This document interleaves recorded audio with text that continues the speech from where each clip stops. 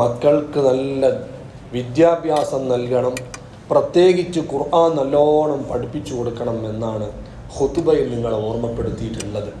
അതിന് മക്കൾക്ക് വിദ്യാഭ്യാസം കിട്ടണമെങ്കിൽ പഠിപ്പിച്ചു കൊടുക്കുന്ന ഉസ്താദന്മാരെയും ഗുരുനാഥന്മാരെയും ആലിമീങ്ങളെയും മുഅല്ലിമീങ്ങളെയും കുട്ടികളും ബഹുമാനിക്കണം, രക്ഷിതാക്കളും നല്ലോണം ബഹുമാനിക്കണം. എന്നാലേ മക്കൾക്ക് ഇൽമു കിട്ടുള്ളൂ. മാതാപിതാക്കൾ, രക്ഷിതാക്കൾ കുട്ടികൾക്ക് ഉസ്താദ്മാരെ പറ്റിയുള്ള നല്ല ധാരണ പോകുന്ന നിലക്കുള്ള പെരുമാറ്റം പെരുമാറി കാണിച്ചു കൊടുത്താൽ ആ കുട്ടികൾക്ക് പിന്നെ ആ ഉസ്താദിൻ്റെന്ന് ഒരു ഇൽമും ഒരു ഫായിദയും ജീവിതത്തിൽ കിട്ടൂല. നബി സല്ലല്ലാഹു അലൈഹി വസല്ലമ തങ്ങൾ ഒരു മുബാഹലക്ക് വേണ്ടി വെല്ലുവിളിച്ച സംഭവം ഹദീസിന്റെ ഗ്രന്ഥങ്ങളിലൊക്കെയുണ്ട്. പരിശുദ്ധ ഖുർആനും അത് സൂചിപ്പിച്ചിട്ടുണ്ട്. സൂറത്ത് ആൽ ഇംറാൻ 61-ാമത്തെ ആയത്ത്, ثم نبتهل فنجعل لعنة الله على الكاذبين. മുബാഹല എന്ന് പറഞ്ഞാൽ എന്ത്? സത്യവും അസത്യവും വേർതിരിയാൻ വേണ്ടി രണ്ടു കൂട്ടം ആളുകൾ ഒരുമിച്ച് ചേർന്ന് കളവ് പറയുന്ന ആളുകൾക്കെതിരെ ശാപപ്രാർത്ഥന നടത്തുന്നതിനാണ് മുബാഹല എന്ന് പറയാം. എപ്പോഴാണ് നബിതങ്ങൾക്ക് മുബാഹലക്ക് വെല്ലുവിളിക്കേണ്ട ഒരു സാഹചര്യം ഉണ്ടായത്? നജറാൻ എന്ന പ്രദേശത്തിൽ നിന്ന് കുറെ ക്രിസ്ത്യാനികൾ വന്നു. നബിതങ്ങളുടെ മുന്നിൽ അവർ വാദമുന്നയിച്ചു. എന്താ വാദം? ഈസാ നബി ദൈവപുത്രനാണ്.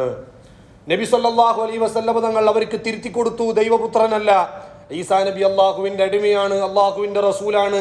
ഖുർആനിൽ ആയത്തുകൾ ഓതിക്കൊടുത്തു. അതിനൊന്നും അവർ സമ്മതിക്കുന്നില്ല, അവർ ഉൾക്കൊള്ളുന്നില്ല. അപ്പൊ നബി തങ്ങൾ പറഞ്ഞു, എന്നാ നമുക്ക് മുബാഹല നടത്താം. എന്റെ പക്ഷമാണോ സത്യം, നിങ്ങളെ പക്ഷമാണോ സത്യം എന്ന് തെളിയാൻ നമുക്ക് ശാപപ്രാർത്ഥന നടത്താം. അവർ പറഞ്ഞു, ഞങ്ങൾ ഇപ്പൊ തീരുമാനം പറയുന്നില്ല, ആലോചിച്ചിട്ട് തീരുമാനം പറയാന്ന് പറഞ്ഞിട്ട് പോയി. നേതാക്കന്മാരടുത്ത് ചെന്നിട്ട് മുഷാവറ നടത്തി. അപ്പൊ നജറാനിലെ ക്രിസ്ത്യാനികളോട് നേതാക്കന്മാർ പറഞ്ഞു, മുഹമ്മദിനോട് നിങ്ങൾ മുബാഹലക്ക് നിൽക്കണ്ട. കാരണം ഖദ് അറഫ്തും നുബുവത, മുഹമ്മദ് നബിയാണ് എന്ന നല്ല ബോധ്യം നിങ്ങൾക്കുണ്ട്. പുറമെ മാ ബാഹല ഖൗമുൻ നബിയഹു ഖത്തു ഇല്ലാ ഹലകു, ഒരു നബിയോട് ആ നബിയുടെ സമൂഹം മുബാഹല നടത്തിയാൽ, ശാപപ്രാർത്ഥനക്കുള്ള വെല്ലുവിളി ഏറ്റെടുത്തിട്ട് ശാപപ്രാർത്ഥനക്ക് വേണ്ടി ഒരുങ്ങിയാൽ ആ സമൂഹം നശിച്ചു പോകുന്നത് 100% ഉറപ്പാ. അപ്പൊ അതുകൊണ്ട് മുഹമ്മദിനോട് നിങ്ങൾ മുബാഹലക്ക് നിൽക്കണ്ട, ശാപപ്രാർത്ഥനയുടെ വെല്ലുവിളി ഏറ്റെടുക്കണ്ട.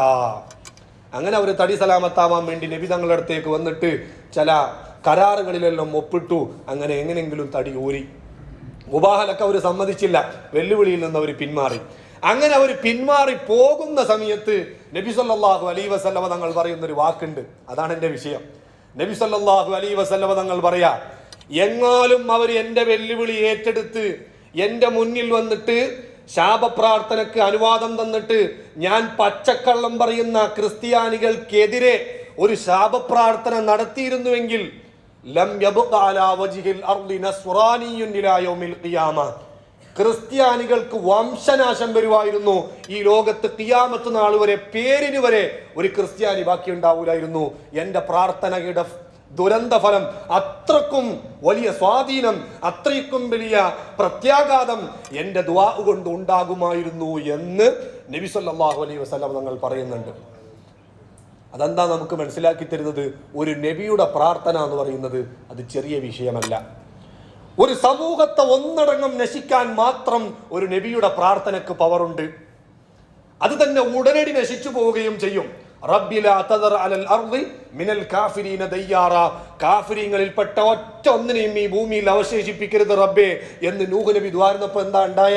വെള്ളപ്പൊക്കം കഴിഞ്ഞു നോക്കുമ്പോൾ പേരിന് പോലും ഒരു കാഫിരി ലോകത്തില്ല, എവിടെയും ഉണ്ടായിരുന്നില്ല. എല്ലാത്തിനെയും അല്ലാഹു നശിപ്പിച്ചു.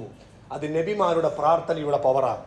ഈ സംഭവങ്ങളൊക്കെ വിശദീകരിച്ചുകൊണ്ട് മുബാഹലയുടെ ആയത്തിന്റെ വിശദീകരണത്തിൽ മഹാനായ ഇസ്മാഈലുൽ ഹഖി റഹിമഹുല്ലാഹ് റൂഹുൽ ബയാനിൽ പറയാ, നബിമാരുടെ പ്രാർത്ഥനക്ക് വലിയ ഫലമുണ്ടെങ്കിൽ, ഒരു സമൂഹത്തെ ഒന്നടങ്കം നശിപ്പിക്കാൻ പവറുണ്ടെങ്കിൽ, നിങ്ങൾ മനസ്സിലാക്കേണ്ട ഒരു കാര്യം, ആ നബിമാരുടെ കാലശേഷം അതേ നബിമാരുടെ ദൗത്യം ഏറ്റെടുത്ത് ഇവിടെ പ്രവർത്തിക്കുന്ന ഒരു സമൂഹമുണ്ട്.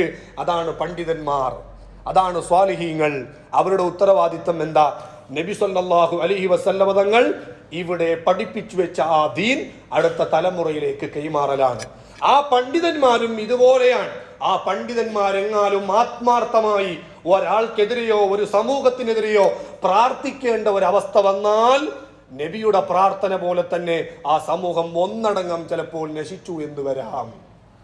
എന്നിട്ട് മഹാനവറുകൾ പറയാ, അതുകൊണ്ട് ബുദ്ധിയുള്ളവൻ ചിന്തിക്കട്ടെ,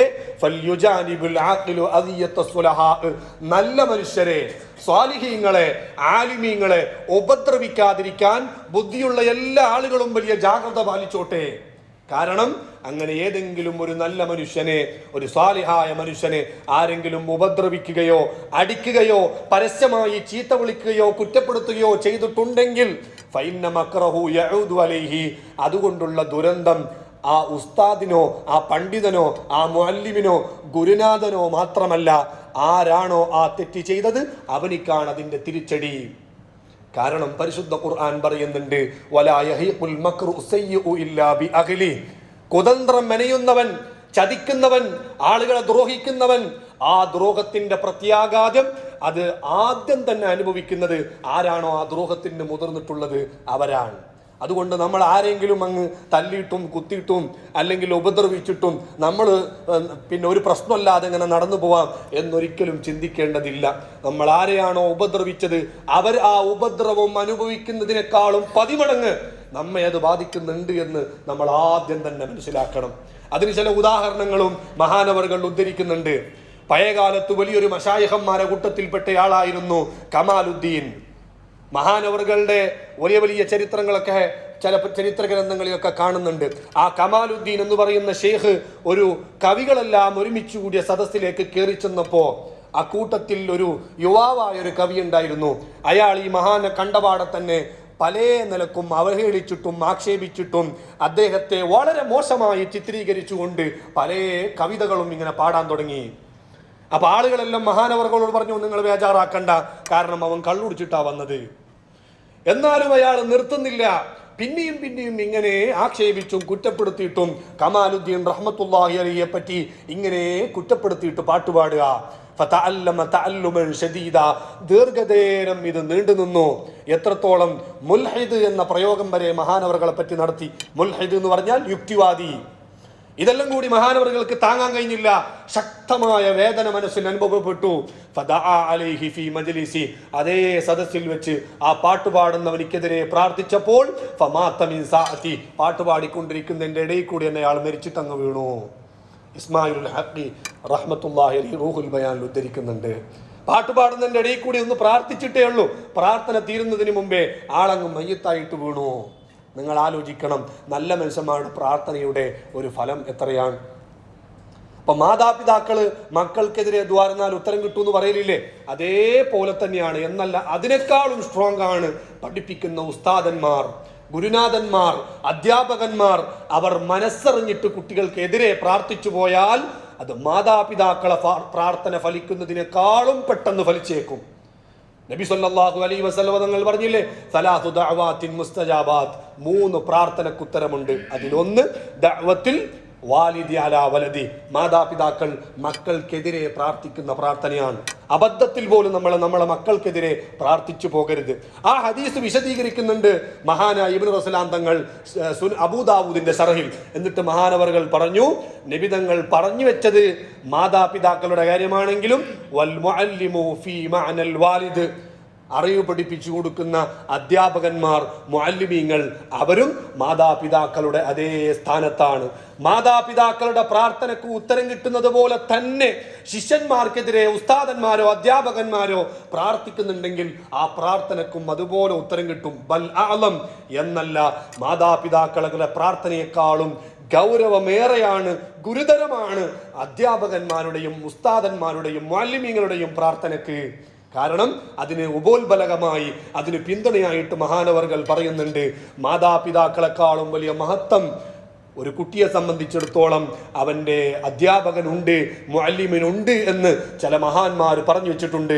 അതുകൊണ്ടാണ് മഹാന്മാർ പറഞ്ഞത് ഉഖൂഖുൽ വാലിദീന യുഗ്ഫറു ബിത്തൗബ, മാതാപിതാക്കളെ വെറുപ്പിച്ചിട്ടുണ്ടെങ്കിൽ, ബുദ്ധിമുട്ടാക്കിയിട്ടുണ്ടെങ്കിൽ, ചിലപ്പോൾ തൗബ ചെയ്തിട്ടുണ്ടെങ്കിൽ അള്ളാഹു പുറത്തു കൊടുത്തു എന്ന് വരാം. അതേസമയം ബിഖിലാഫി ഉഖൂഖി ശൈഖിൽ മുഅല്ലിം, പഠിപ്പിക്കുന്ന ഉസ്താദിനെ വേദനിപ്പിച്ചിട്ടുണ്ടെങ്കിൽ, വെറുപ്പിച്ചിട്ടുണ്ടെങ്കിൽ, ബുദ്ധിമുട്ടാക്കിയിട്ടുണ്ടെങ്കിൽ അതിനെ മായ്ച്ചു കളയാൻ ഒന്നുമില്ല, ഒരു തൗബയുമില്ല, അതങ്ങനെ തന്നെ കിടക്കും. അപ്പം അതുകൊണ്ട് സ്വന്തം മാതാപിതാക്കളോടുള്ള കടപ്പാടിനേക്കാളും വലുതാണ് അധ്യാപകന്മാരോടും മുഅല്ലിമീങ്ങളോടുള്ള കടപ്പാട് എന്ന് എല്ലാവരും മനസ്സിലാക്കണം, കുട്ടികൾ മനസ്സിലാക്കണം. അതുപോലെ തന്നെ ആ കുട്ടികളെ മദ്രസയിലേക്കും സ്കൂളിലേക്കൊക്കെ പറഞ്ഞേക്കുന്ന രക്ഷിതാക്കൾ മനസ്സിലാക്കണം. ഞാൻ അവസാനിപ്പിക്കുകയാണ്. ഇമാം ഫഖറുദ്ദീൻ റാസി റളിയല്ലാഹു അൻഹു വബിൽ വാലിദൈനി ഇഹ്സാന എന്ന ആയത്തിന്റെ തഫ്സീറിൽ പറഞ്ഞല്ലോ, അലക്സാണ്ടർ ചക്രവർത്തി ലോകം മുഴുവനും അടക്കി ഭരിക്കാൻ ഭാഗ്യം കിട്ടിയ ദുൽഖർനൈൻ ചക്രവർത്തിയെ പറ്റിയാണ് അലക്സാണ്ടർ ചക്രവർത്തി എന്ന് പറയാ.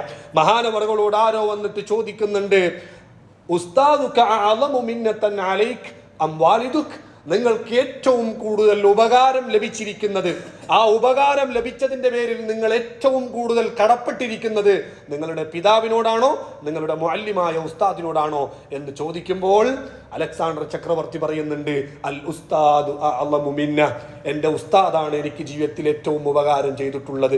അതുകൊണ്ട് തന്നെ ആ ഉസ്താദിനോടാണ് എനിക്ക് ഏറ്റവും കൂടുതൽ കടപ്പാടും വിധേയത്വമുള്ളത്. എന്നിട്ട് മഹാനവറുകൾ പറയുന്നുണ്ട് അതിന്റെ കാരണം,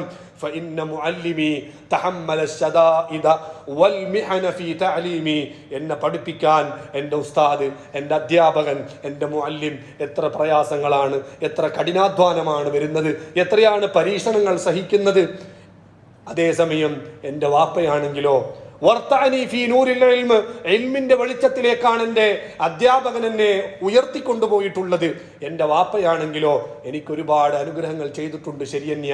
പക്ഷേ എൻ്റെ വാപ്പ എന്നെ ഉണ്ടാക്കിയത് വാപ്പയുടെ ശാരീരിക സുഖത്തിലൂടെയാണ്. ശാരീരികമായ സുഖം വാപ്പക്ക് ലഭിച്ചപ്പോഴാണ് ഞാൻ ഉണ്ടായിട്ടുള്ളത്. അങ്ങനെ എന്നെ ഉണ്ടാക്കി എൻ്റെ വാപ്പ എന്നെ പറഞ്ഞേച്ചത് എവിടേക്കാ?